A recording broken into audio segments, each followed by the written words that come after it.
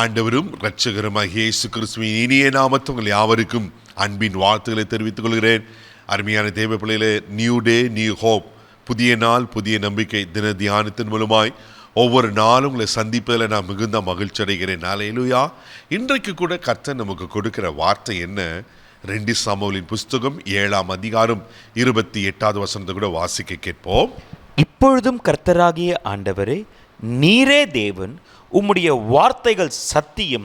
தேவரீர் உமது அடியானுக்கு இந்த நல் விசேஷங்களை வாக்குத்தத்தம் பண்ணினீர். அல்லேலூயா. இங்க எவ்வளவு அருமையா இங்க தாவீது சொல்லுகிறத நான் பார்க்கிறோம்.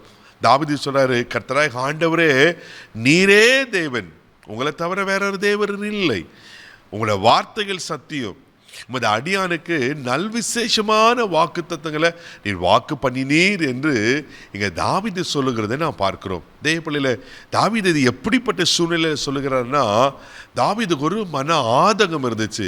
என்ன ஆதங்கம்னா, அந்த அதிகாரத்தின் முதல் வசனங்களை நீங்கள் வீட்டில் வாசித்து பாருங்க. நான் மச்சு பாவப்பட்ட நல்ல அரண்மனையில் இருக்கிறேன், நான் இப்படிப்பட்ட வீட்டில் இருக்கும்போது ஆனால் தேவனுடைய பெட்டி மட்டும் திரைசலையில் இருக்கே அப்படின்னு சொல்லி என்ன செய்வார்னாக்கா, தாவீது ஆலயத்தை கட்ட வேண்டும் என்று தீர்மானிப்பார். அப்போதுதான் நாத்தான் தீர்க்கதரிசி மூலமாய் ஆண்டவர் காரியங்களை சொல்லி அனுப்புவார்.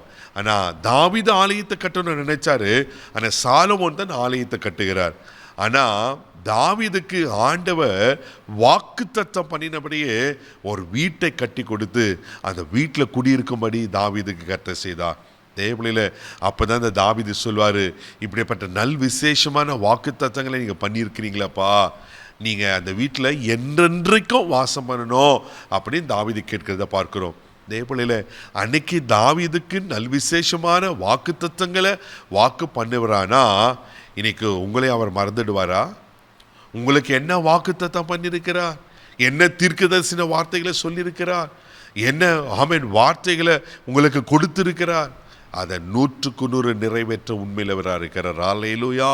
அதே 1 சாமுவேல் புஸ்தகம் 7ஆம் அதிகாரம் 21ஆம் வசனத்தை கூட நீங்க வாசிப்பீங்கன்னா, அங்க தாவீதுக்கு இன்னொரு காரியத்தை சொல்லுவார். வாசிக்க கேட்போம். உம்முடைய வாக்குத்தத்தத்தின் நிமித்தமும் உம்முடைய சித்தத்தின் படியேயும் இந்த பெரிய காரியங்களை எல்லாம் உமது அடியேனுக்கு அறிவிக்கும்படிக்கு தயை செய்தீர். பாருங்க, உம்ம வாக்குத்தத்தின் படியும் உமது சித்தத்தின்படி இந்த பெரிய காரியங்கள் எல்லாம் நடக்க உதவி செய்தீர். தேவப்பிள்ளையில அவர் வாக்கு தத்தத்தை கொடுத்தாருன்னா அதை 100க்கு 100 நிறைவேற்றுவார். அல்லேலூயா. எவ்வளோ அழகாக சொல்றாரு பாருங்க. உமது வாக்கு தத்தத்தின்படி உங்கள் தயவுல சித்தத்தின்படி உங்கள் தயவினால இதெல்லாம் செய்து. தாவீதுக்கு தெரியும், ஒரு சாதாரண ஆடு மேய்ப்பனா இருந்த என்ன இன்னைக்கு ஒரு பெரிய ராஜாவை மாற்றி இன்னைக்கு ஒரு பெரிய ஒரு பொசிஷனுக்கு கொண்டு வந்துட்டு. இதெல்லாம் அவர் சொன்ன வார்த்தைகள், வாக்கு தத்தங்கள், அவர் சித்தம். தேவப்பிள்ளையில உங்க வாழ்க்கையிலும் அவர் சித்தத்தை நிறைவேற்ற உண்மையில் அவர் இருக்கிறார். எபிரேயர் 10:23 வாசிக்கிறோம், வாக்கு தத்தம் பண்ணினவர் உண்மையுள்ளவர். ஆமென். அவர் சத்தியம், அவர்தான் சத்தியம், அவர்தான் கர்த்தர், அவருக்கு நிகர் யாரும் இல்லை. அவர் உண்மையுள்ள கர்த்தர். உங்களுக்கு அவர் உண்மையுள்ளவராக இருக்கிறார்.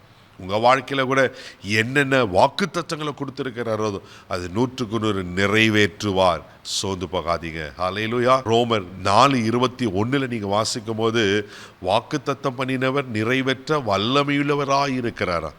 அவர் வாக்கு தத்தத்தில் உண்மையுள்ளவர் மாத்திரமல்ல, அதை நிறைவேற்ற வல்லமையுள்ளவர். ஆபிரகாமுக்கு சொன்னதை 25 ஆண்டுகள் ஆகியும் நிறைவேற்றுவார்னா உங்கள் வாழ்க்கையில் அவர் நிறைவேற்ற மாட்டாரா? உங்களுக்கு அவர் நிறைவேற்றுவார். சோர்ந்து போகாதீங்க.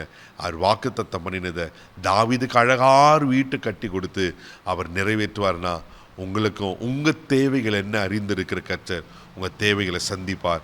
நீங்கள் ஆசீர்வாதமாக தான் இருப்பீங்க. கண்களை மூடி நாம் ஜெபிக்கலாம். அன்பு தகப்பனே, உமக்கு நன்றி சொல்லி உம்மை துதிக்கிறோம். ஸ்தோத்திரப்பா, நீர் வாக்கு தத்தத்தில் உண்மையுள்ள கர்த்தவர், நீர் வாக்கு மாற ஆண்டவர். அப்பா, யாருக்கு என்னென்ன நல் விசேஷமான வார்த்தைகளை, மங்களகரமான வார்த்தைகளை சொல்லியிருக்கிறீங்களோ அதெல்லாம் நிறைவேற்றி அதை அப்படியே செய்து முடித்து அதில் ஆசீர்வதிக்கும்படியாக நான் ஜெபம் பண்ணுறேன்ப்பா. நீர் வாக்கு தத்தத்தை நிறைவேற்ற வல்லவர். உங்கள் வல்லமையை விளங்க பண்ணும். இந்த நாள் முழுதும் கரம்பிடித்து நடத்தும். கிருபை கொப்பு கொடுக்கிற மகிமை உமக்கு செலுத்துகிற இயேசுவின் மூலம் ஜெபக்கலும் பிதாவே, ஆமென். அவர் சொன்னதை உங்களுக்கு நிறைவேற்றுவார்.